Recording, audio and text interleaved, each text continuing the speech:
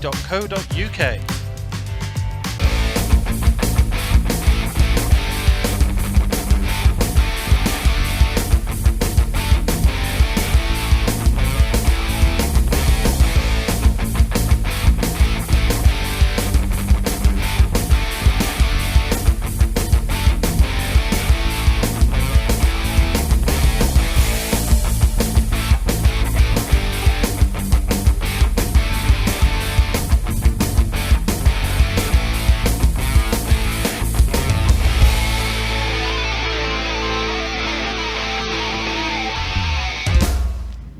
Welcome back. Champions League pool here on Free Sports. Steve Jamieson, Simon Webb with you for match number 2 of the night. Match 1 is already in the books, and we can take a look at the league table now. This is how it stands after match 1. Sam Bircher versus Rob Chilton. Point each, which Sam would be pretty happy with. Rob might live to regret that, I suspect, potentially in the later matches. But as you can see there, our next match is queued up. Phil Harrison against Zach Shepherd.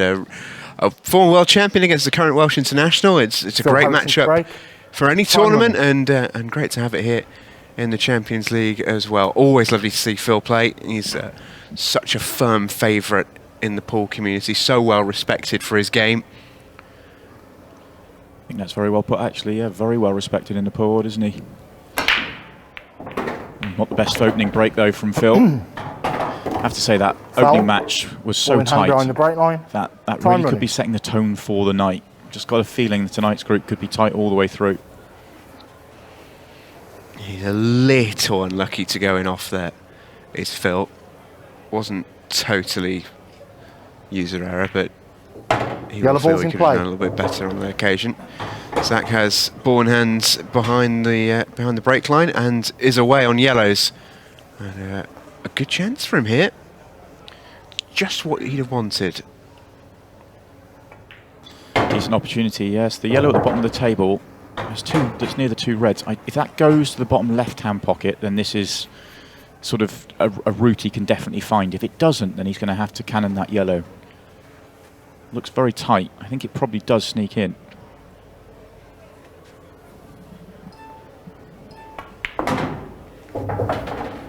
Although that's not the best angle. Finished a little bit too low on that last one. Couldn't come down the table. Wanted to be straighter on this yellow to the bottom right-hand corner.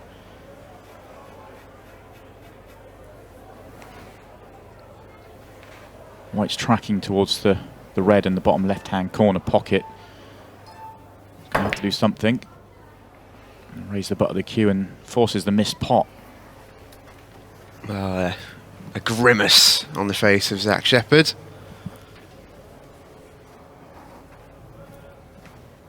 Phil Harrison surveys the scene.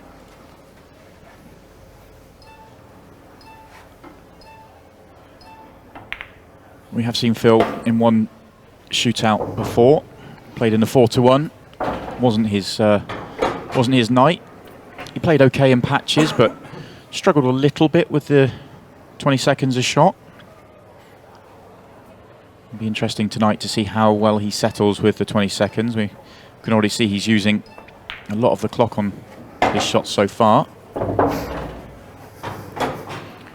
A shake of the head there from Phil. He's not happy with where he's left himself there, I think. Yeah, I wanted to be straighter on this, I think, either to the centre pocket or even to the corner. He's got the sort of in-between angle where the cue ball's going away from everything. Yeah, back to his chair in frustration goes Phil Harrison. He's really not happy with that one. Extension called. And Zach's called his extension. We saw this in the last match. Extension's called early by both players in that instance, and one of our players here, Zach, is calling his. I think he realises that any chance to take a frame off Phil Harrison has got to be taken. He will do everything he can to get the advantage that he needs. Now, can he squeeze through? I don't think he can. He hit that so well, the cue ball's come back further up the table than he wanted. Wry smile on his face. I think he wanted to be on the one in the middle of the 3. Clearly covered by the red.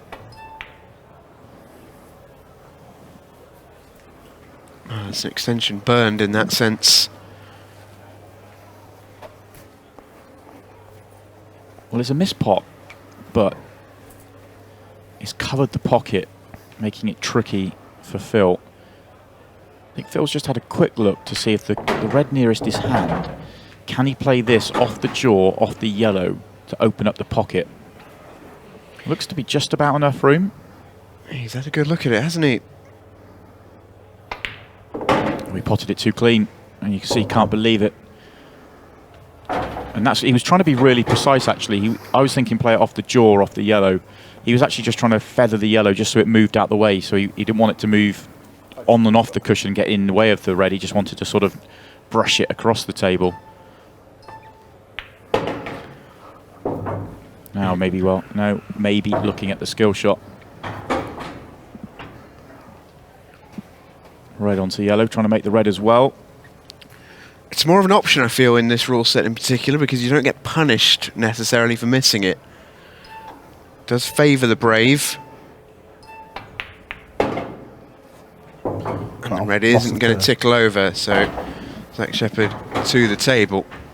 You're absolutely right. In this international 8-ball rules, that's just loss of turn, and is actually a very good choice of shot, because had the red dropped in, he would have had a straight red to the top left corner to win the frame. Now that it hasn't, he's putting Zach under a lot of pressure to come up with something creative of his own.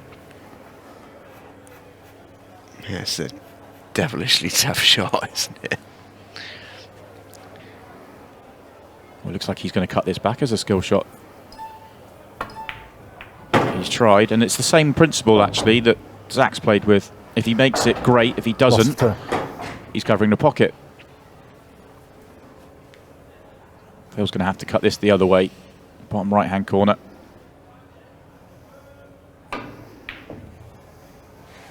Not quite. And he's not going to get a stroke of luck with anywhere that the white ball's going to land. This is going to be Zach Shepherd's frame.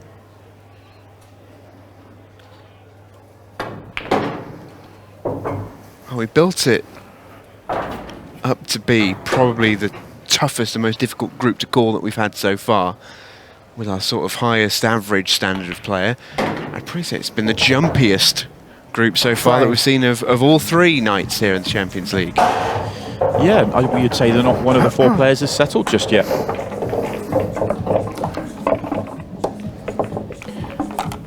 And you're talking really experienced players who've played in these events, who've played in world-class events all over the world.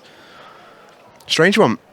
This is Phil the Farmer's profile, the 2009 W.E.P.F world champion, among many, many, many titles down the years. Yeah, widely regarded right now as one of the best players in the world, really is. And he came into this this group tonight as the favourite, and with everything he's achieved in the game, you'd probably say that that's fair, but the one thing he hasn't as yet to sort of do is settle with this sort of pace of game.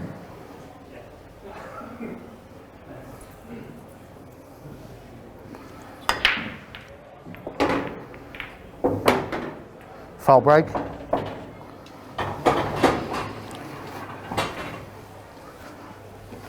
Oh, Foul break. second straight foul break. And that one, I believe, is the 4-point rule coming into effect. So we'll have a look at this again. And Zach just doesn't catch this break very nicely at all. What needs to happen is one of two things: balls past the centre line or balls in pockets. Only two past the centre line and one down. 3 points out of 4, foul break. And the balls are re-racked. And Phil will actually have the choice here whether he'd like to break or whether he'd have Zach to do it again. But I think 99% of the time you're taking the free break yourself, aren't you? Yeah, everybody would. Gets an extra break. And Phil has got one of the best arounds. We didn't see it in the first frame. We didn't really see it there. He's not caught them as sweetly as he can. And you can see the frustration. He's feeling it a little bit out there at the moment, Phil Harrison. Yeah, he needs something good to happen. I know this is really early in the match and really early in the night, but just the way he didn't quite settle down in his previous shootout performance. He played some nice stuff, but it just didn't ever quite feel comfortable out there for him. So I think he needs something good to happen just to settle down and find his game. He always looks like he's rushed to me.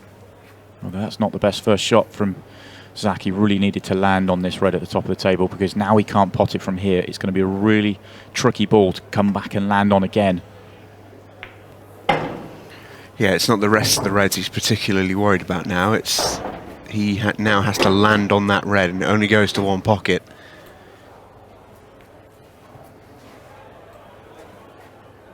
This is now a difficult clearance.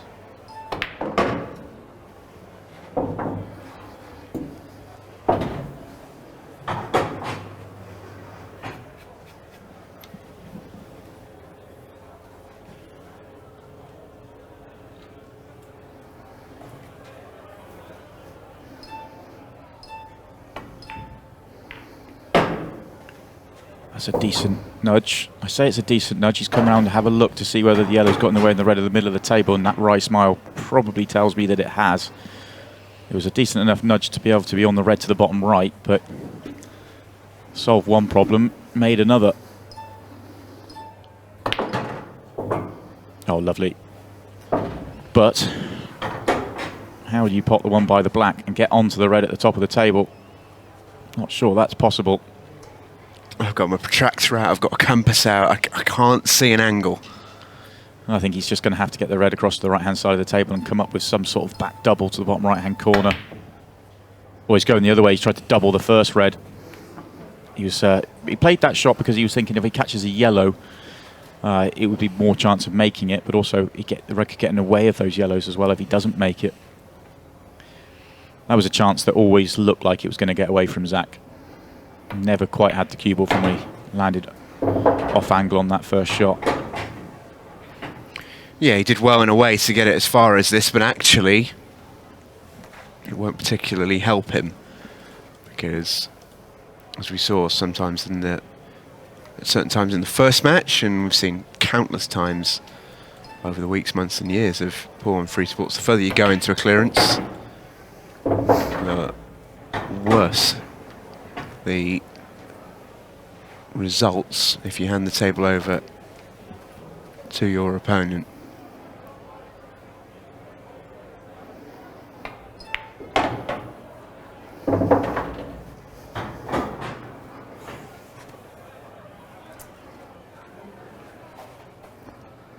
Phil still doesn't look settled out there. It's like he's unhappy with where he's landed on every single shot, really.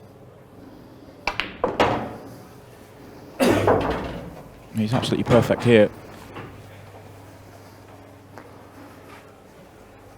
He looks a tad jumpy, doesn't he? Not a piece.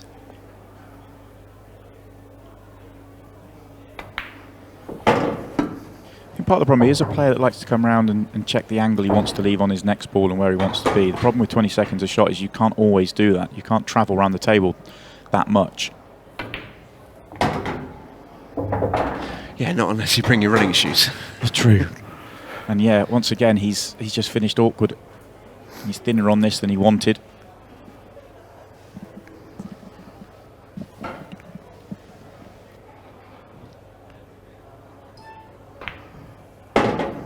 It's a good cut. How's the cue ball being controlled? That's just about okay. Pulled up just about in time. Take this to the corner.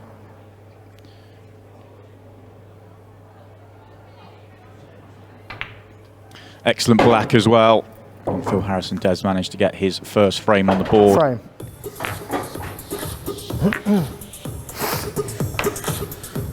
Good stuff from Phil in the end. He was just starting to lose the cue ball a fraction there, but good cut and travel the white round the table, and decent black to finish it off, and that should settle him down into this match now. And Stephen Jameson has left the commentary box to go and get a few words with Rob Chilton, so we'll hand over to him now.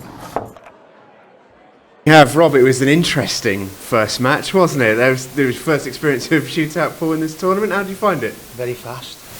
The 20 seconds goes really quick. I'm not used to it. It's the first time I've ever played with 20 seconds. Usually a minute is probably the lowest I've ever played. So yeah, you tend to rush, and probably 50% of the shots I played I just rushed.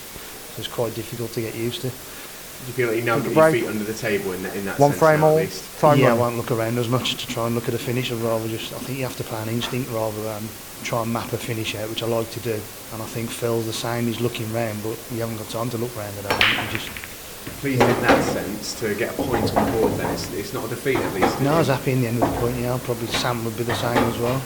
Yeah, probably happy with the point. What have you made of your opponent so far, Sam Birchall? He's got a little bit about him, hasn't he? He A has, couple yeah, of yeah. big pots on the 8 ball in particular. Yeah, I used to practice with Sam quite a lot. He can play, yeah. He's a good young player. We look forward to seeing you a little bit later on against one of these two boys, Yeah. players I know you know well. The other as well. balls in very play. well, yeah. Yeah, we look forward to that. Good luck. Congrats on the point, and sights back to you with our match play. Great to get the thoughts of Rob. Plenty more action to come from him after that opening draw. Much better break here in frame number 3 for Phil Harrison. Much better break, giving him a good opportunity here.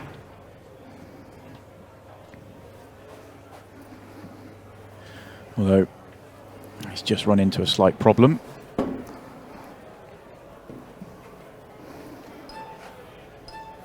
Extension called. Phil's decided to use his extension. That's his one and only extension for the match.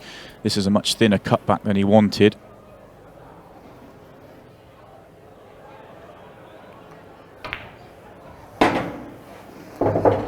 But that is brilliant. Not just the cutback, but the control. Round 3 cushions, absolutely fantastic from Phil.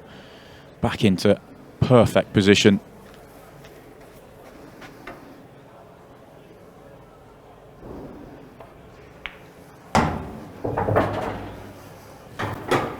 Red the 8 ball semi tied up by the red, but there's enough room to play on it to a top pocket. He has an angle if he wanted to, he could go into it, but there's no real need for that. He can just drop this in for either, well, probably the top left. You can see him putting his head to the sky. He just got into it more than he wanted. This is a very quick and reactive table.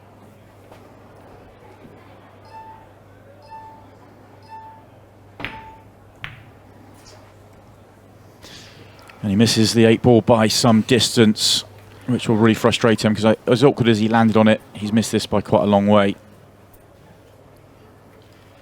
Well, we heard, didn't we, from Rob Chilton about how much he struggled with the pacing. 20 seconds is quick. There's no getting away with that. We've become very used to it as viewers, but as players, there's still plenty out there who are still very new to 20 seconds. And Rob was saying, wasn't he, in his interview, he'd got the lowest he'd gone down to was a minute, which, I mean, you're years out of date, Rob, in that sense. But it's interesting, isn't it? You get two players who are as good as Rob and Phil are, and you get them onto 20 seconds, and it is tough to adapt.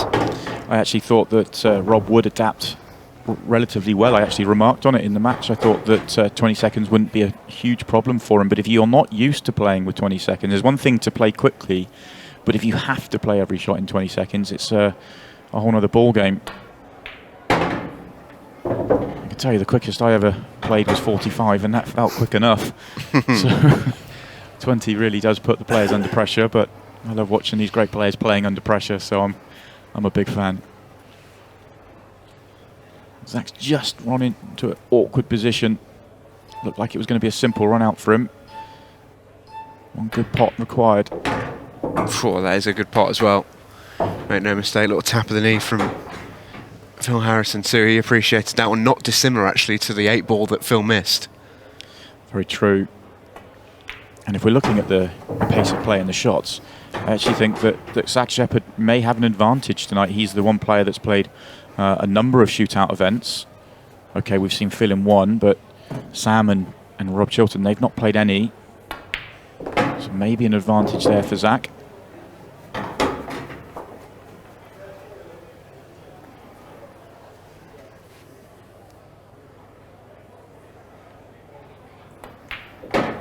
Zach Shepherd goes 2-1 up Frame. with a little under 4 minutes remaining. Still a long time to go in this match. Nearly 4 minutes can be an age in that sense, but this is then from Caldecott, Zach Shepherd from Wales, Welsh international, he is 17th place at the World Chinese 8-Ball Masters, which is no mean feat, by the way. And as you mentioned, one of the outsiders to win this group at 9-1, but I think if the bookies could have watched these first two matches, those odds would get very, very quickly revised. Yeah, that was an eye-catching number when I had looked at the odds earlier on to see 9-1. Okay, I know Zach Phil Shepherd Harrison to break, started today as the leading 2 favourite, and frames the to bookies 1. had him as a slight Time running. odds-on favourite for the group, but I think that sort of just swayed the rest of the odds, and I think the group's very even and tough to call. Well, 3 minutes and 40 seconds remaining. Zach with the break. If he can make the ball and get a frame on here, he put himself in such a good position. He has made a ball. And these look inviting. This is now a great chance for Zach Shepherd. 3-1 up. Chew as much clock as you possibly can here off the match clock. Don't give Phil Harrison a chance to rattle off 2 frames in a row. Yellow He ball's needs in to be play. perfect. It's not an ideal split. It's not the worst split either, but it's just that one yellow that's tricky to get to. One nearest the break line.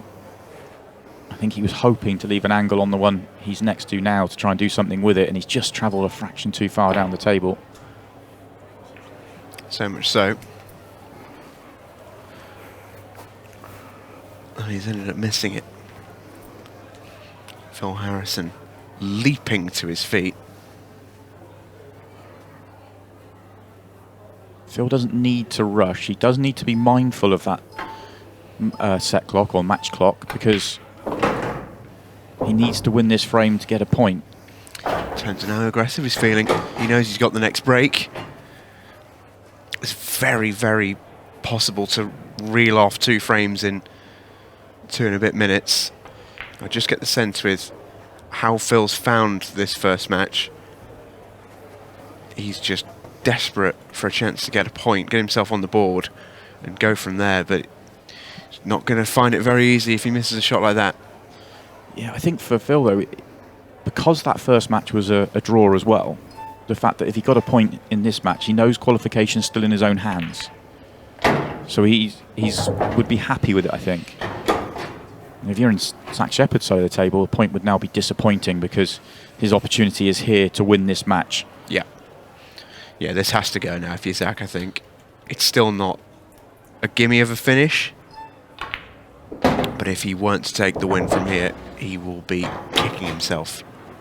And as I say, not a gimme of a finish. He tried to develop that tricky yellow.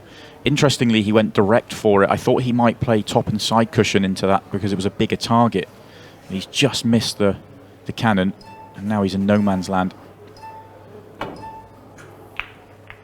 Oh, and Foul. fouls too. Ball in hand. He's actually been very fortunate. Time running. You look at the way the yellow's come up and got into the red. It's blocked the red off, so Phil's going to have to come up with a developing shot here.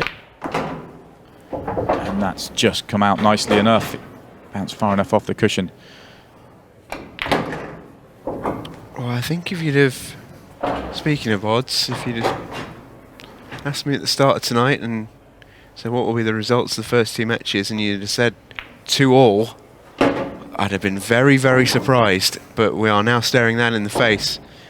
29 seconds. Phil Harrison does have enough time here. Doesn't need to play crazily quick, but does have to get his skates on, as you can see.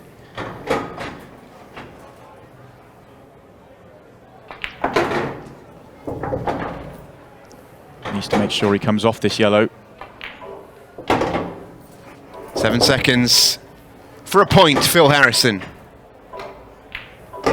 Does get there in the end. Well, the drama Frame. once again And a draw. goes down to the wire. That is shootout pool at its best.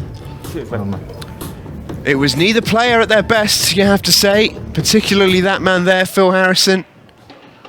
But he's got himself a point, and it could have been much less. Zach Shepherd with the chance there to win that final frame, and it would have been a win for the Welshman. Yeah, really disappointed from Zach Shepherd's side of the table because he had the match in his hands.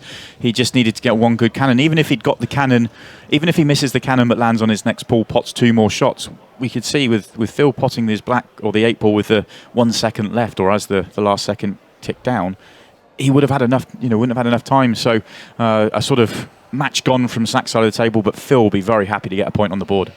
Well, it couldn't be closer then. Set up quite beautifully for the next section of our Champions League pool Group 3. And it resumes when we come back.